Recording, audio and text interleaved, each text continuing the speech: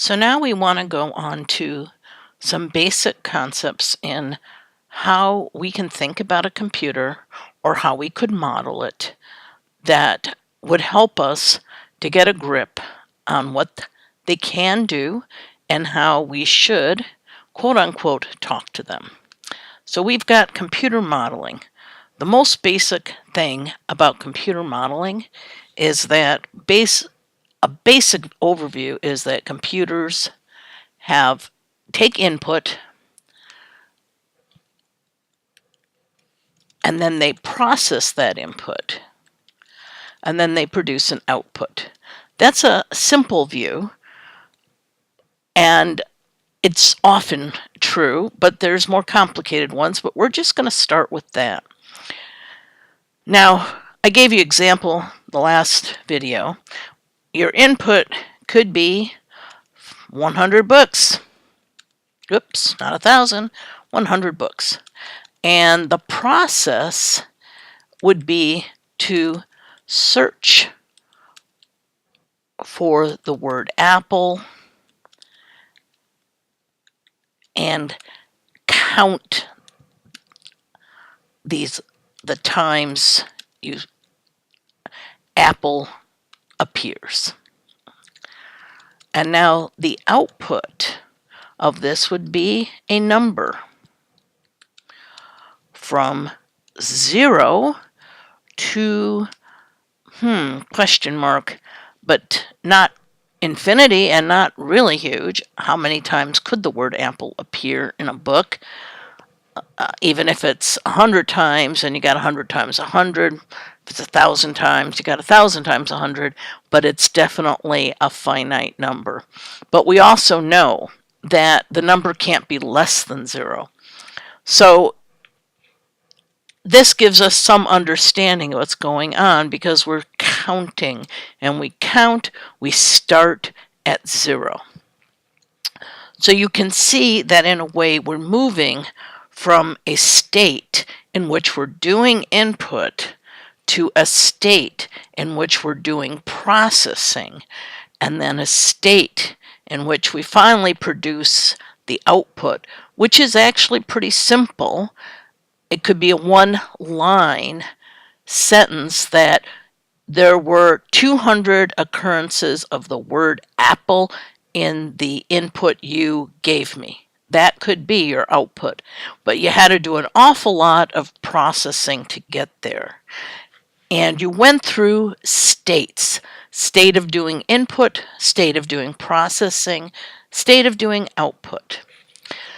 Now, we don't use the word state like that a lot. We don't use state as a noun often. It might be a use of the word that's new to you. It was certainly sort of new to me when I started learning this kind of thing.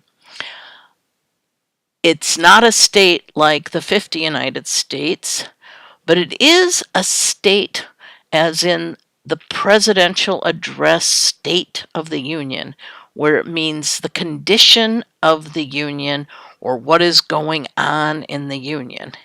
And we have seen this word in the context of chemistry and physics.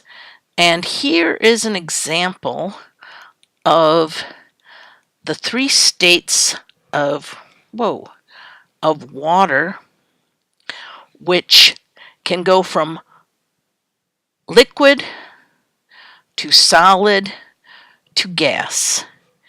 And we can move between them because if we start, and which is an assumption that we are just taking water from the tap, if we start with water from the tap, we can go to a state where we put that in the freezer and eventually we get ice.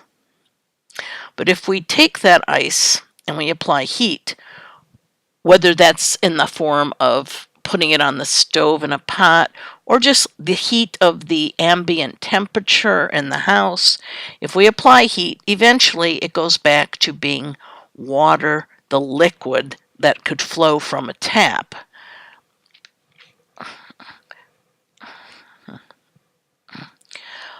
On the other hand, if we take that water and we heat it, and this will probably have to be on the stove because the ambient temperature where most of us live is never going to get that high, it starts to turn into steam, which is water vapor, which is a gas.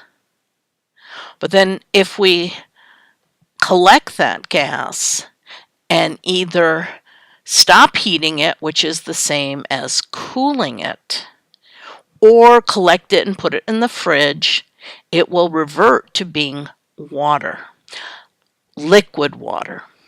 So what we've got is 3 states: liquid water, ice, and gas water.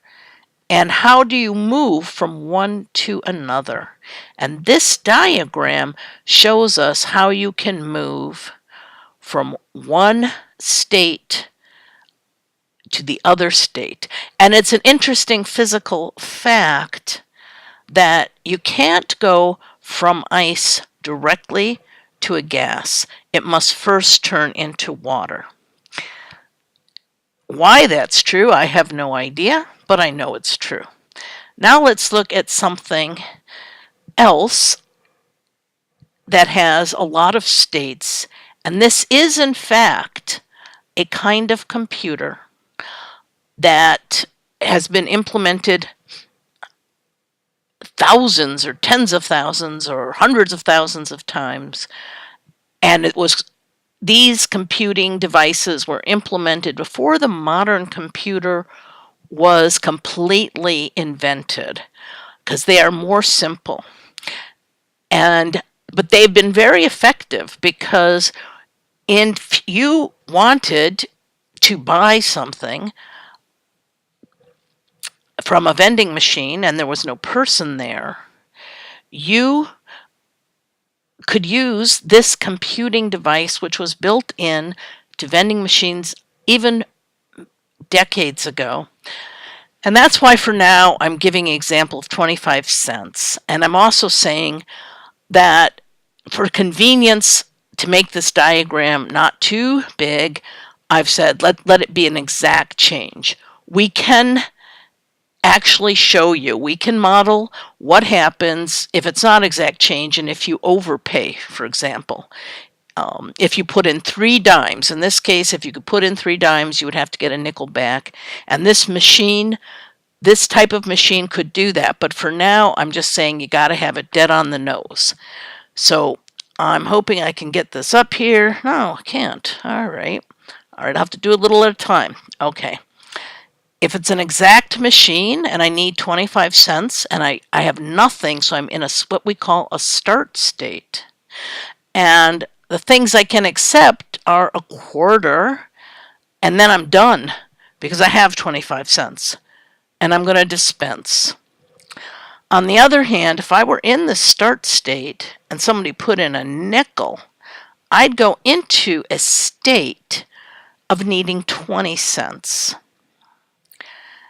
And if you gave me another nickel, I'd go into a state of needing 15 cents.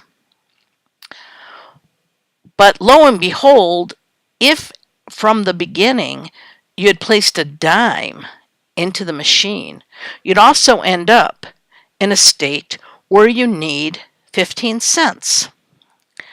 Now, if you give me a nickel more, and I'm having a hard time getting this machine up. All right, so if you gave me a nickel more, I'd go into a state where I needed a dime.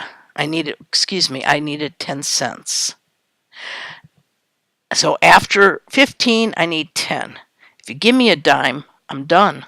I can dispense. But if I need 10 cents and you give me a nickel, I go to a state where I need 5 cents. Then if you give me 5 cents, a nickel, again I can dispense. This is just a very quick overview of how a machine processes the inputs of nickel, dime, and quarter to perform its task of deciding if you can get a soda or a gum or whatever. Okay, I hope you enjoyed that.